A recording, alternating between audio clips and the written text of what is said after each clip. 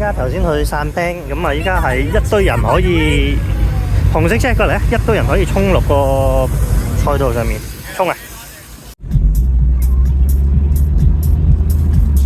！Sonoma Raceway 有得揸落場，揸 MR2，前面好多車，落場好興奮。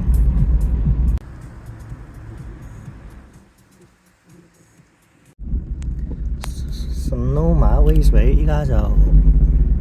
全部車喺個 track 嗰度，